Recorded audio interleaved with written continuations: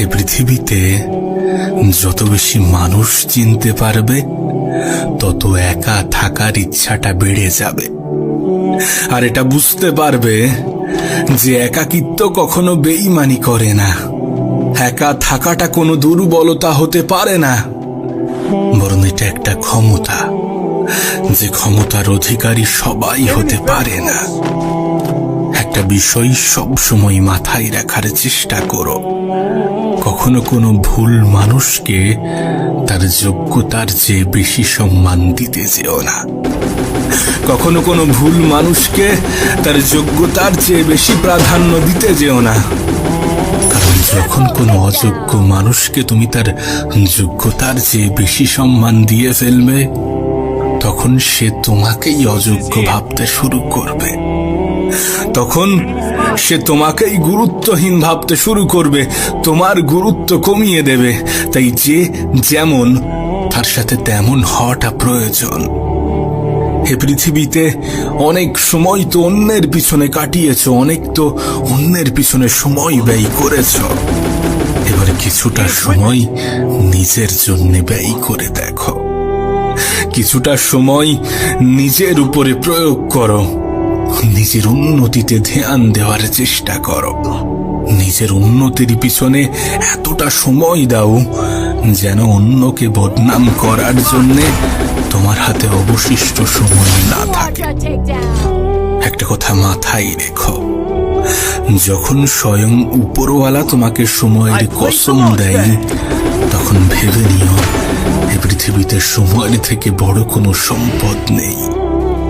আর এখানেই তোমাকে একটা বিষয় স্পষ্ট করতে চাই, 10টা নামের বন্ধু থাকার চেয়ে একটা কাজের বন্ধু থাকা অনেক ভালো।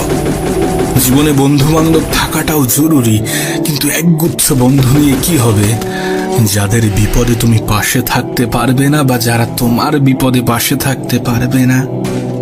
জীবনে বন্ধুর সংখ্যা কম থাকুক, কিন্তু যারা থাকবে তারা যেন সঠিক হয়, সুন্দর হয়, কাজের হয়। যাদের সাথে সময় কাটানোর পরে যেন এটা মনে না হয় যে এটা সময়ের অপচয়। বাংলায় একটা কথা আছে, সময় থাকতে কে আর বোঝে, হারিয়ে গেলে সবাই খোঁজে। আমাদের মধ্যে এমন অনেকেই আছে, আমাদের এমন অনেক অতীত আছে যেখানে মনে হয় যে যদি আমি সেই সময়টাতে ফিরে গিয়ে সেই ভুলগুলোকে সংশোধন করতে পারতাম যেগুলো আমি অনেক আগে করেছি।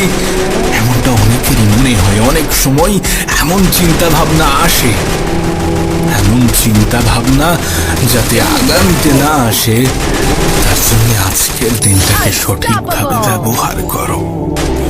তার জন্য আজকের দিনটাকে এমন ভাবে কাজে লাগাও যেন আগামীতে আফসোস না হয় এটা ভেবে, কাশ যদি আমি সেই সময়ে একটু ফিরে যেতে পারতাম, কাশ আমি সেই সময়ে একটু ফিরে যেতে পারতাম।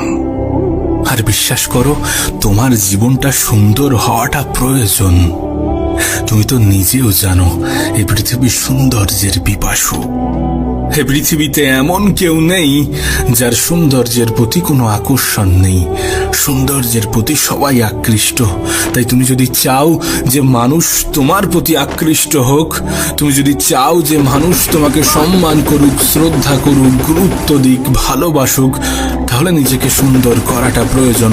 আর নিজের সৌন্দর্যটা নির্ভর করছে সময়ের সঠিক ব্যবহারের উপরে। তুমি তোমার সময়কে কোথায় কেমন ভাবে ব্যবহার করছো, এটার উপরে নির্ভর করছে তোমার আগামীটা কেমন হবে। জীবন যত এগোবে, পরিস্থিতি যত বদলাবে, সময় যত পাল্টাবে, ততই এটা বুঝতে পারবে যে মানুষ তোমাকে নয়, বরং তোমার যোগ্যতাকে সম্মান করে। মানুষ তোমাকে নয়, বরং তোমার অবস্থানকে ভালোবাসে। তুমি যদি নিজেকে যোগ্য প্রমাণ করতে পারো, তাহলে তোমার প্রতি মানুষের ধারণা বদলাবে। আমি জানি না তুমি তোমার সময়কে কোথায় ব্যবহার করো, কাদের মধ্যে ব্যবহার করো।